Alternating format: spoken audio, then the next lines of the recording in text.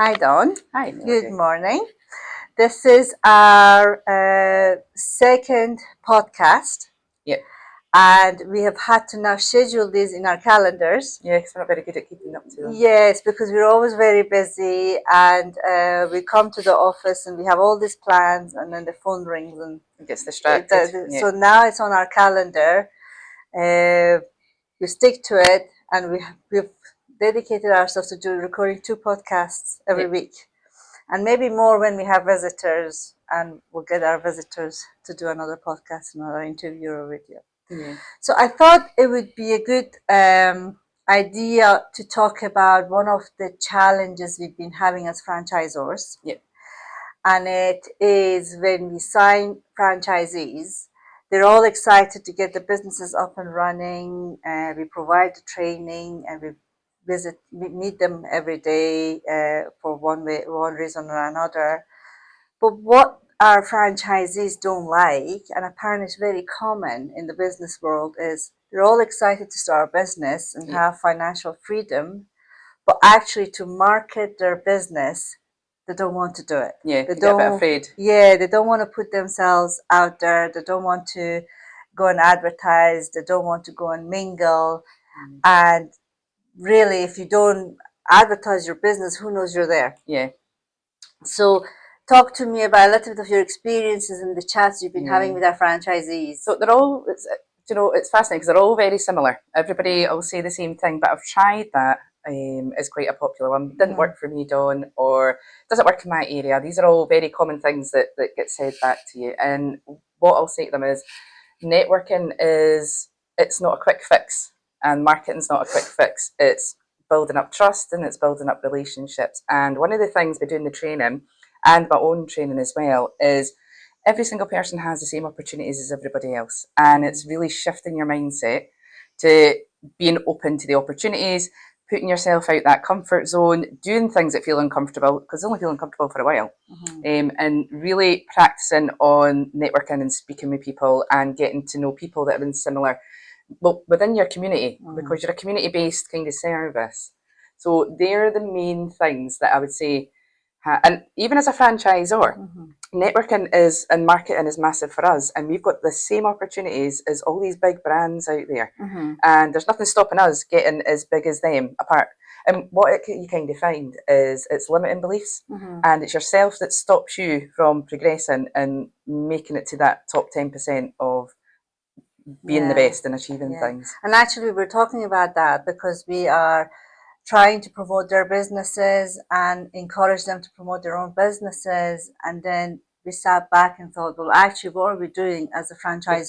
Take our own advice. To put everything out there. So that's why we're putting measures in place this year. In 2026, hopefully, is going to be the year we stick to our plan. Because I remember January 25, I posted a video saying, this is the year we're going to post videos, this is the year we're going to do this, we're going to do that, and we didn't. Yeah, now we're in 26. So now we're in 26, and it's already March next week. So we really need to, that's why it's now in our calendars, and it's part of our work routine. So it's not an extra thing. We have to do it. We have to stick to it.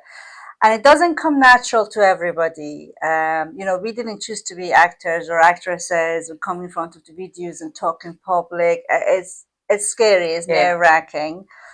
But I think what we're finding is, you know what, just go with it, go with the flow.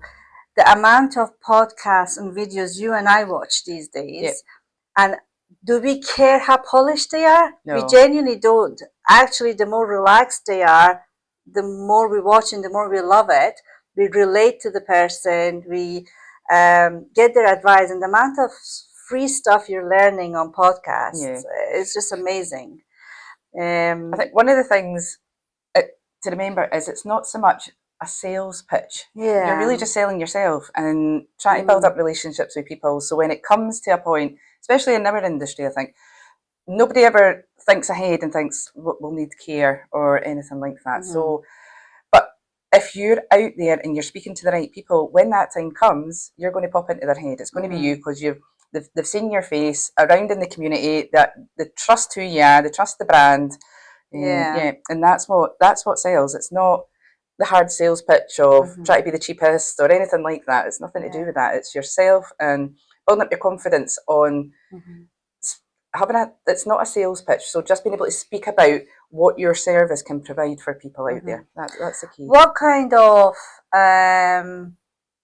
advice are you giving our franchises? What kind of ideas are we having? Lots and lots. So it's really just look at every option available to you. What are you trying? Because a lot of the time it's very focused on leaflet dropping, and that is a big part of it, but it's not the sole part of it. So there's things out there, and you think, right, who else comes into contact with our clients?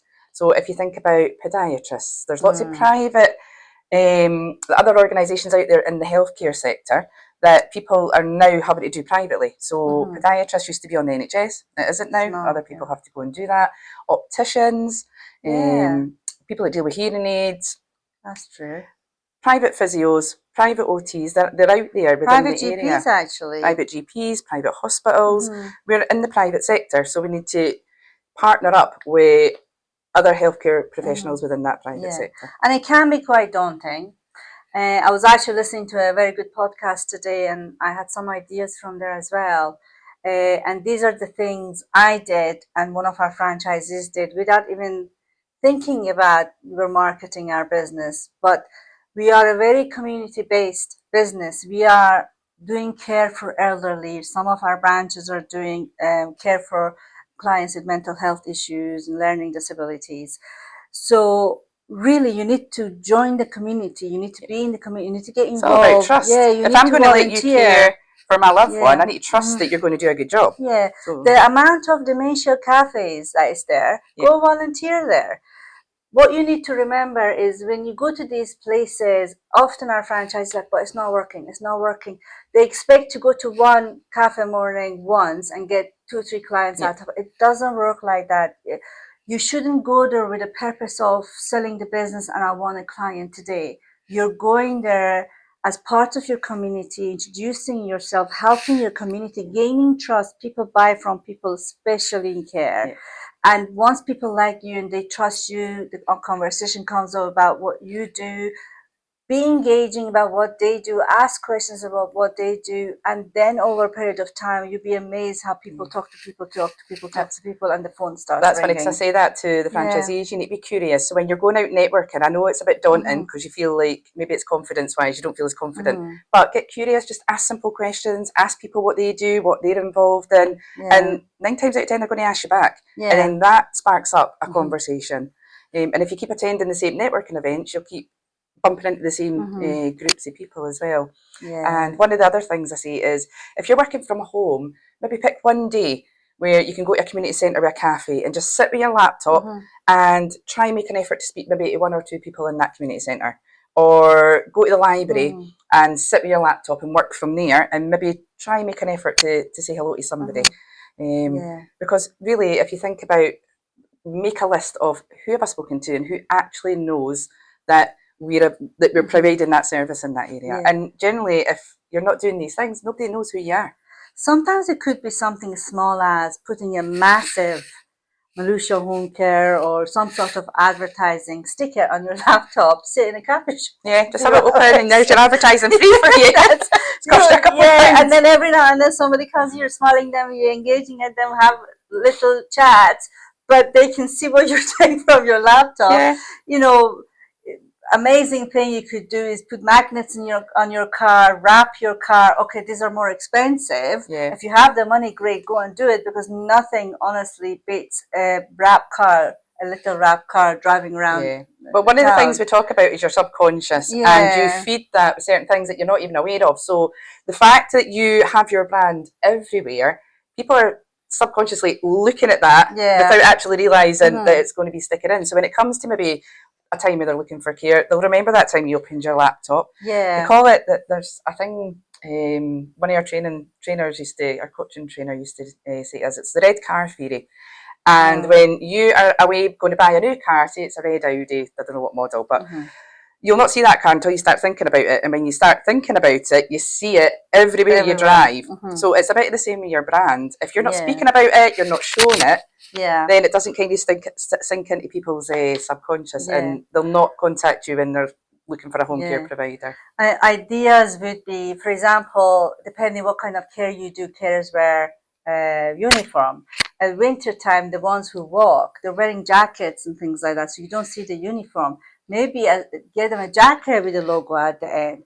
Give them a backpack, because some carers carry backpacks because they're walkers and they have their PPE in their backpack. Give them a backpack with the company logo on it.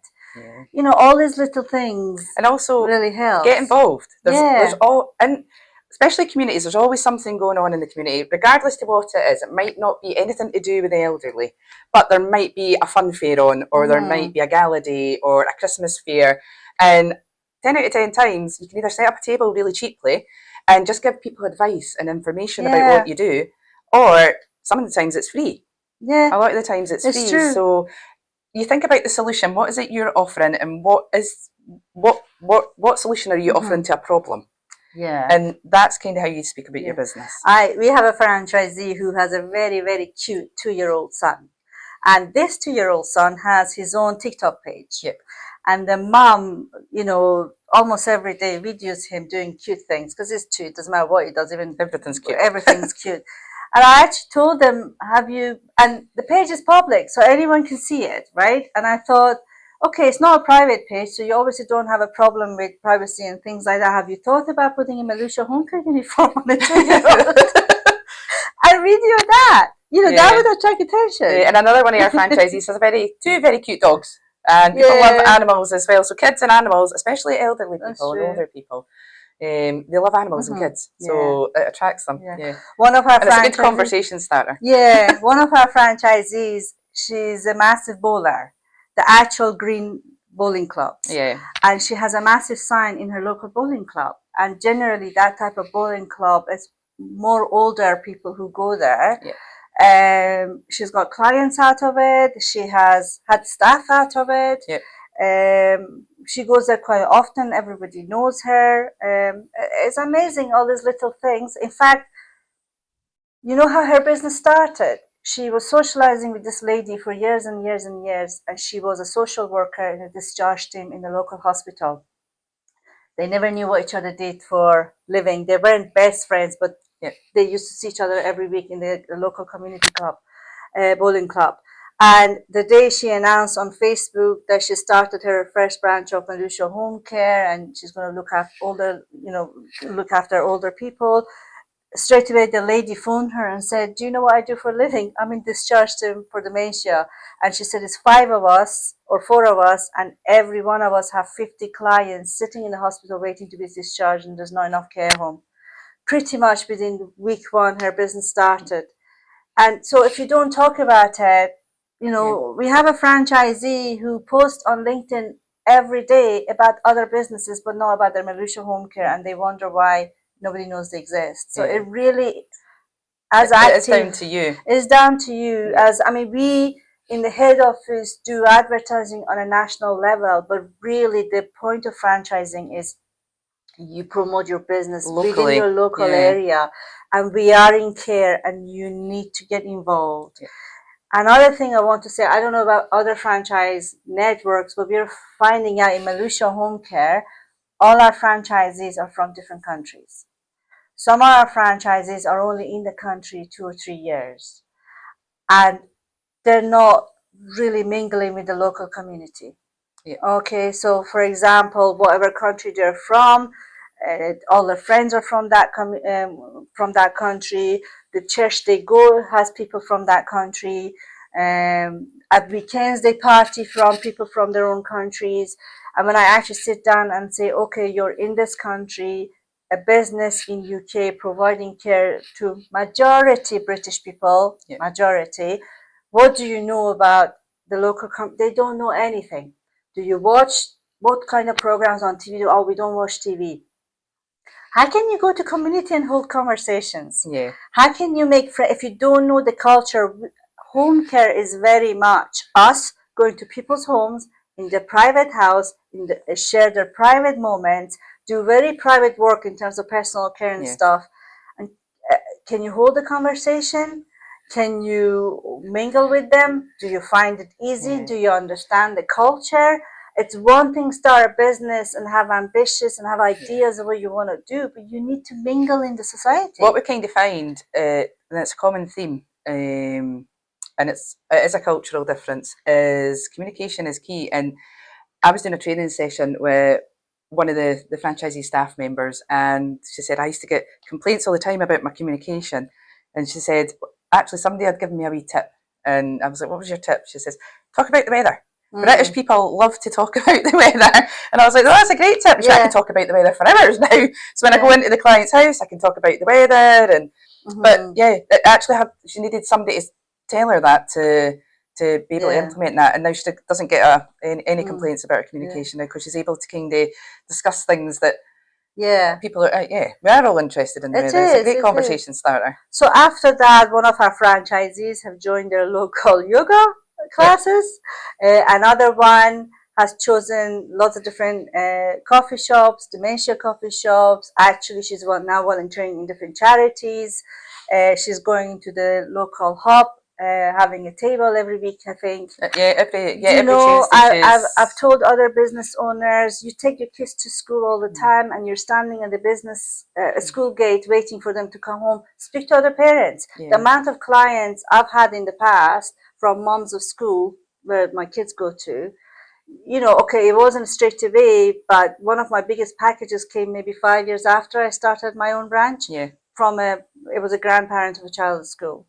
So, all these little things, if you're not really help. If you're not doing it, then you're missing opportunities. Like you're really, for example, one of the franchisee that was socialising with a social worker, they weren't on best friend terms, but they knew each other, and that's because she was putting herself out there. I mean, she posted her page, and social media is massive. Yeah, it is. It's massive. You need to be posting on social media and post locally so that people know you. And of course, you need to have it in your head. You will always get those silly people who come online and leave a bad reviews or things. Sometimes they're valid bad reviews.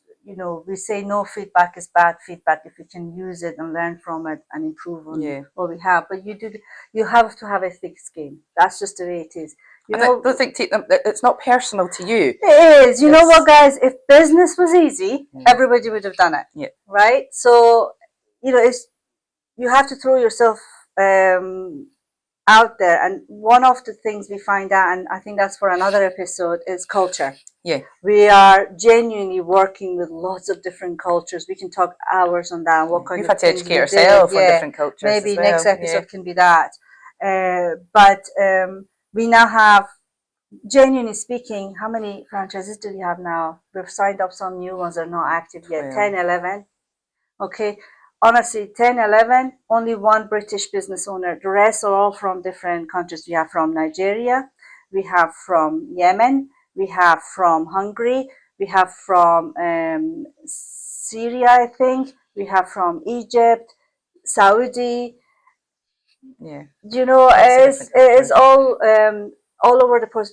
People from different backgrounds. We have one franchisee that their background is quality control in food factories.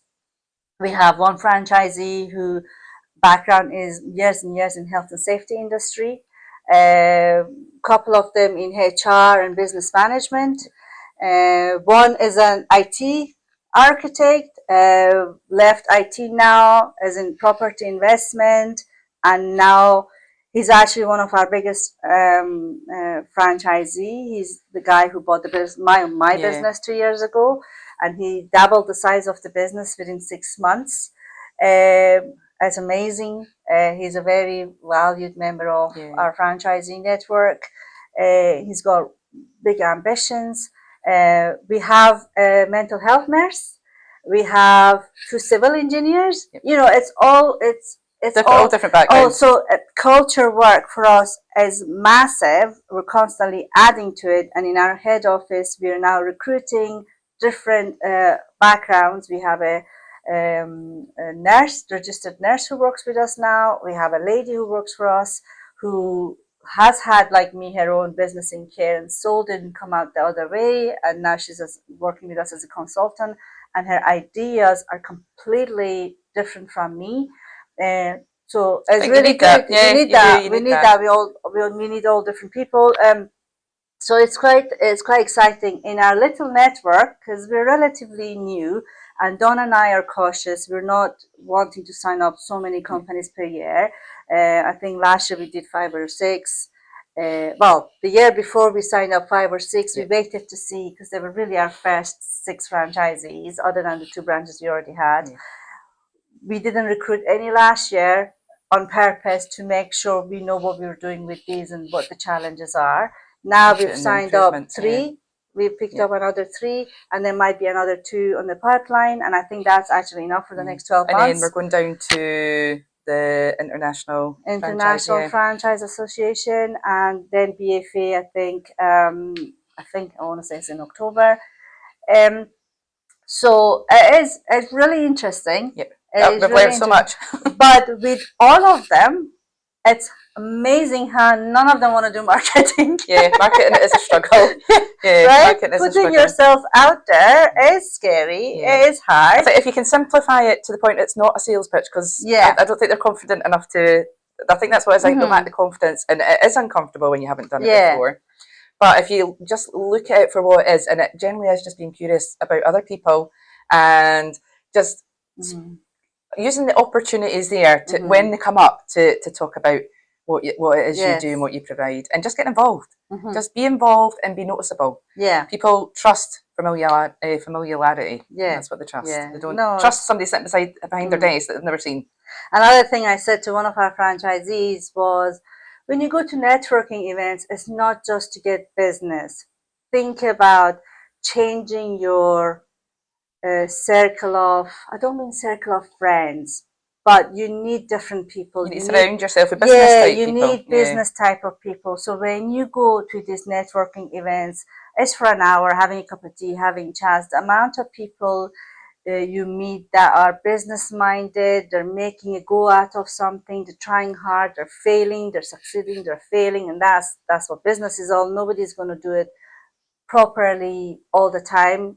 You guys make mistakes, you learn from it, but the type of people then you surround yourself and the opportunities that might bring. I am genuinely where I am because I used to do marketing and sales for an IT company 20 years ago, and I started going networking event, and the people I met were amazing. The women I met were amazing and genuinely inspirational. Genuinely, I am where I am because of those people. Obviously, I was interested and I wanted to do better, but up to that point, I was just an employee for another company. Not that there is anything wrong with that, but you need people to push you and motivate you. You can do this. Yes. Yeah. And you think you're talking to people from different sectors and you don't have anything to learn from them, but you do. Yeah, most people have HR, most people have payroll, most people have all these things, business acumen. It doesn't really change. Cash flow issues. Yeah, everything. It's all similar. Yeah, it doesn't matter what industry you're in, they're all similar. Yeah, I tell my franchises, today you're worried about £200. Next year you're worried about 2,000. The year after you're worried about 20,000. Just before I sold my own branch as a franchisee, our local council owed me 400 grand. So yeah, your worries just get bigger. Your worries. So don't think your cash flow issues and your worries goes away as the business gets bigger. These issues get bigger, but it's who you surround yourself with that get advice on how to manage them, and how to manage them. And obviously we're there to help you. We've experienced it all, and the beauty of franchising is you're never on your own. Yeah, you've got it's a community in itself. It's a community. We learn from each other. I've been in this line of work for since 2011. I've had my own care business since 2015. You've been in care a lot longer than me. Still, new people come to our network and they have good ideas, and we implement them. Yeah, we take them on board and get them involved. How are we going to do this? How are we going to make it work? Yeah. So you enjoying your work? I love my work. Yeah, I love my work. I think Dawn and I have been doing this with Steph for 2 years full time, but 3 years we've been doing it. I can't even remember. No, I think it's longer than that. Yeah, it's 3. Because our first nearly 4 franchisee was years. 2021. So I'm lying. We're going to our 5th year. But I still had my own branch. We weren't full time doing this. Yeah. We were piloting it and things like that. And we've been, the whole thing's been a learning process, and we're still learning. There's lots and lots we Yeah. still need to learn and put into practice. Yeah. But our dynamic is going to change because Don and I have done recruitment. We've now brought new people in our own team. So that'll be interesting. so That's we'll have a team. exciting. And they already have come, their experience, they've come with lots of new Flying ideas in. Amazing. Yeah. So I have brought help so that I can take a step back and be the face of the brand and do more marketing, more sales, get out there more. So really, I shouldn't have any excuse not to do this anymore. Yeah. So take your own advice. Yeah, get out the comfort zone. Yeah. So hopefully the next 12 months is going to be exciting. And one massive achievement for me was that finally, after 2 years, I managed to go on holiday. Woohoo! Switch off completely. I switched off for 5 days. I did not work. I did get one phone call, a little one, but other than that, because obviously when I sold my business, invested the money, started from scratch, signing up all these franchisees, getting them to a level where they can earn money, so we can earn money, and so managed to go on a holiday. So that was a massive achievement. Yeah, that means we're getting somewhere now. Yeah, we're getting somewhere now. Tangible. Tangible. Yeah. You can go away for a few days, Melody, and relax. Yeah, that's true. Okay, so that was actually a nice episode. It's not too long. Hopefully you guys can listen to it in your cars when you drive around doing school runs, when you go for walks. And it is a real challenge, and that is how we've kind of overcome it. Yeah. It is just by making it not as scary and not as formal, because it's not. Yeah, definitely. And it's all the little things you do to promote your business that you don't even think about. Yeah. Good.